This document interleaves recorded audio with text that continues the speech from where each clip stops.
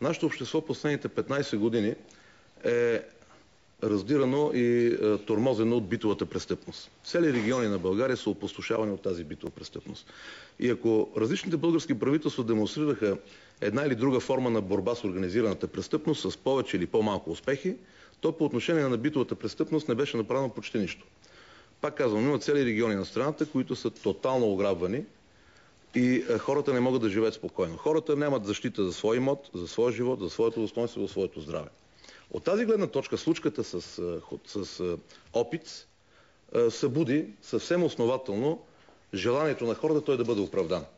Защото има много случаи, при които крадец влиза в твой имот, посяга на твоя живот или на твоята собственост, ти реагираш, след което виновен е жертвата, а не крадецът. От тази гледна точка аз смятам, че имайки предвид, че тук не става въпрос за някакъв случай на предумишлено убийство. В крайна краща има от една страна човек, който няколко пъти е бил ограбван на 62 години, въпросният иконописец. От друга страна има един младеж, който 92 пъти е бил задържан за престъпление от полицията. Има 2 условни присъди. И сега да се твърди, че той е отишъл в този вход, в този блок, така да се разхожда, просто не звучи сериозно. Добре, кажете... Обяснявам си, не оправдавам никаква форма на убийство, но си обяснявам защо господин Опиц е реагирал така, изваждайки оръжие и стреляйки под човека, който може би и предишния път е ограбил неговия апартамент. Господин Каракачанов, има ли някой, с когото още не сте се обединили? Защото се говори отново за обединение. Има хора, с които и формации, с които няма как да се обединим. И виждате, една от тях е ДПС. Ние 20 години говорим против това, че тази партия използва етноса и религията на част от населението в България. Да не говорим за хора, които са с подобни формации няма как да се обединим. Вие много добре помните, че 2005 година имаше предложение към нас да подкрепим тройната коалиция срещу министерски места. Не го направихме и го направихме принципно. Защото, както виждате, за пореден път тази вечер се направи един цирк, в който общо взето се цели сплотяване на Да не коментираме това. Въпросът вие, смисъл, цирковете не ги предизвиквате понякога.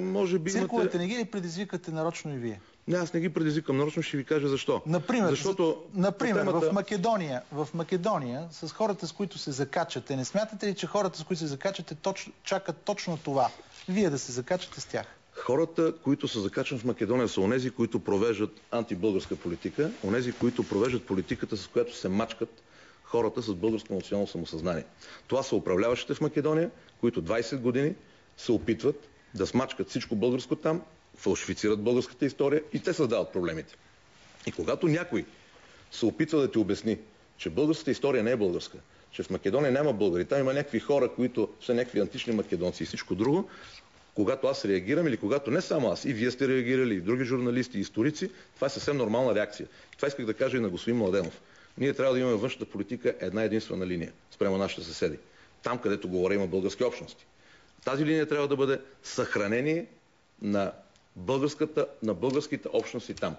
И ако някое правителство, каквото е това в Македония, с политиката си асимилира, денационализира българското население, възпитава го в дух на омраза към българския народ, чрез образователната система, България няма правото, напротив, трябва да направи обратното, няма правото да подкрепя тази страна за Европейския съюз и за НАТО. И трябва да бъдем категорични. Това беше моята червена линия, която бих препоръчал на господин Младенов. Относно това, за което ми зададохте въпроса. Съвсем нормално е в едно общество, в което всичко се разбива.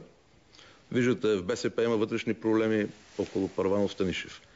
Синята коалиция се разцепи. Дори ДПС, които смятаха за монолитни, Касим Дал излезе и си направи нова партия. Съвсем нормално е онези формации, които наричат себе си патриотични или националистически, да погледнат към една или друга форма на консолидация. И точно по този повод аз на 5 септември изпратих едно писмо до всички тези патриотични, националистически формации с апел преди празника на Съединението да помислиме дали не можем да обединим усилията си в името на това да направим една национална алтернатива на досегашния политически модел, който беше заложник на една единствена етническа партия. Вие наистина ли смятате, че с думи като пингвини се появява наистина Аз казах, че патриотизъм и национализъм? Аз казах, че ги принуждават. Аз не съм обидил никой. Между другото, във ВМРО има, да не кажа, стотици българо-мухамедани. И това е другия проблем. Защото липсата на държавна политика спрямо българите мухамедани, защото аз не правя разлика между религиите. Както има българи православни, мнозинството от населението, така има българи католици, има българи протестанти. Те също са българи, нищо че са от друга деноминация.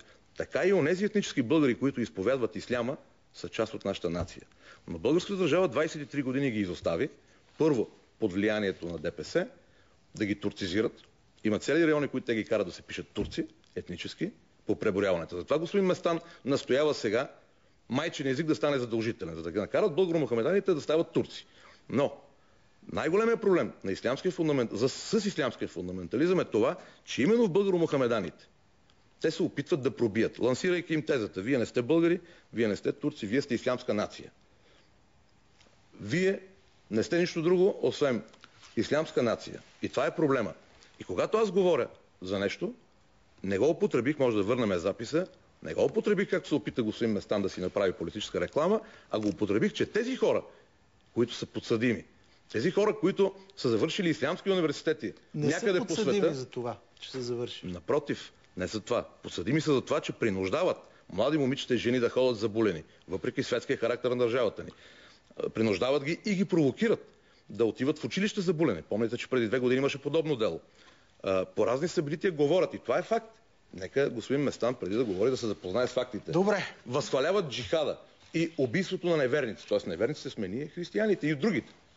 Аз не искам да правя разлика между религиите, но както не бих подкрепил християнски фундаментализъм, не бих подкрепил никой, който каже, че трябва да гониме другите по вяра, така не съм съгласен България се превръща в страна, в която ислямската пропаганда, ислямския фундаментализъм прави почва, база и утре ще ни създава проблеми. Добре, днешната панорама завърши.